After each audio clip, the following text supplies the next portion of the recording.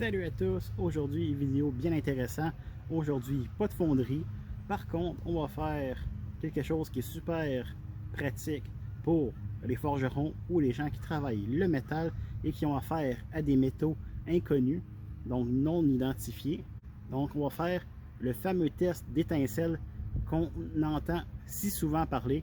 Donc j'ai une belle panoplie de métal, d'acier à tester. Donc on va faire le test d'étincelle et on va le suivre avec les différents guides. Donc voir si les résultats qu'on obtient sont similaires à ceux qu'on devrait obtenir. Donc le test d'étincelle, c'est probablement un des tests les plus faciles pour identifier des métaux.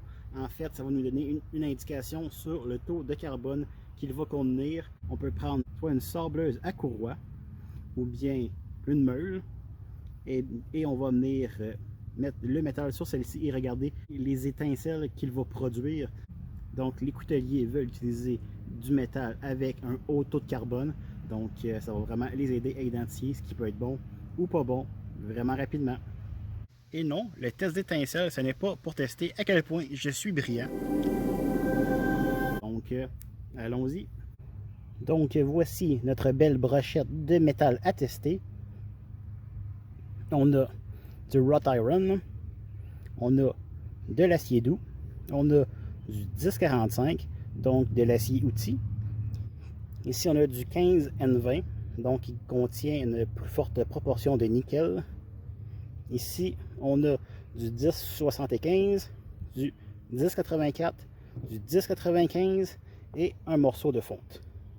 Donc vraiment, toute la panoplie, je les ai mis dans l'ordre de quantité de carbone. Et par la suite, j'ai trois sortes d'acier mystère. Ici, j'ai un morceau d'acier et je ne connais pas la composition.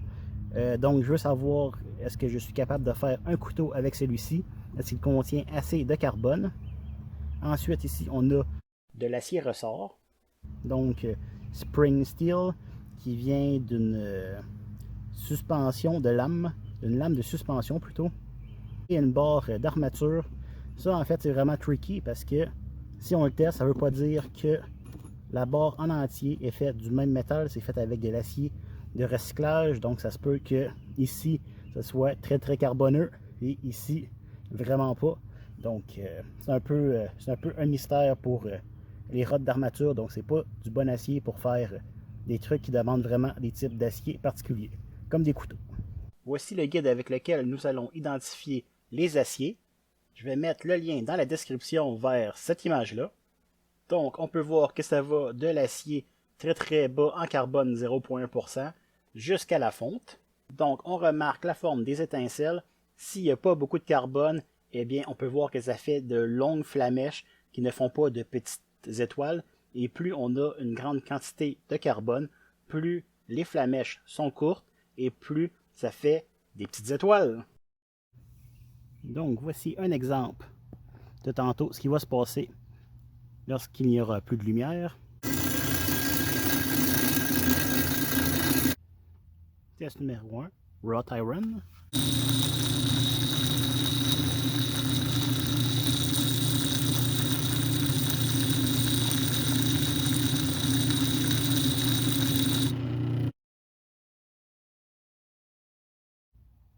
Test numéro 2, acier doux ou mild steel.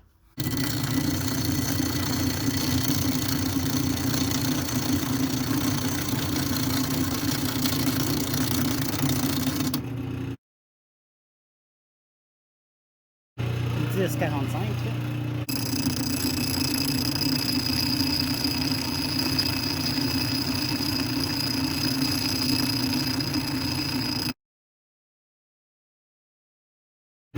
N20.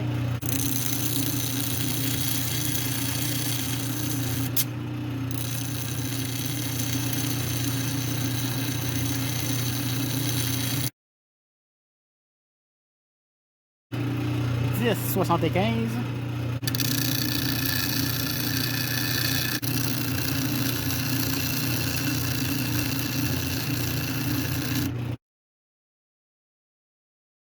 « 1084 »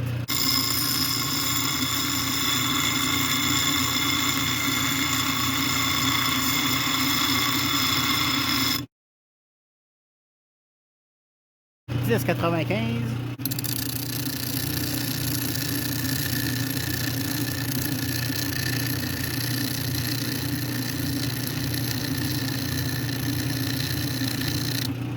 Ensuite, un morceau de fonte.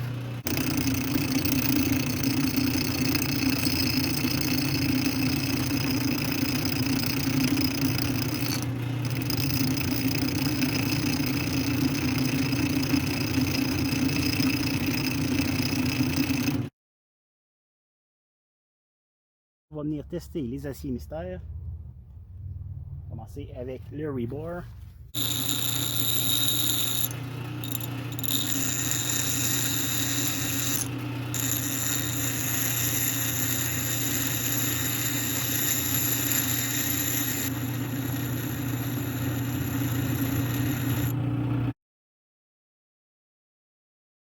Ensuite, le spring steel.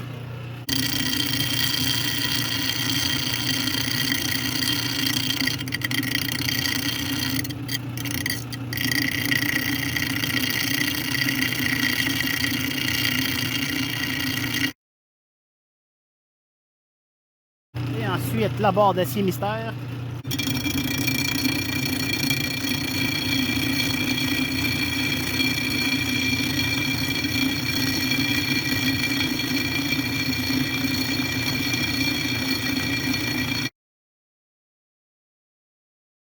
J'ai trouvé ça vraiment intéressant de pouvoir faire le test d'étincelles sur vidéo.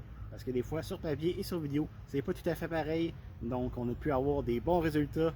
Et j'espère que ça vous a aidé à comprendre un peu comment réaliser ce fameux test d'étincelles qu'on entend si souvent parler. Donc, j'espère que tu as aimé la vidéo. Si c'est le cas, ben, laisse un j'aime et abonne-toi. Et je te dis à la semaine prochaine. Au revoir!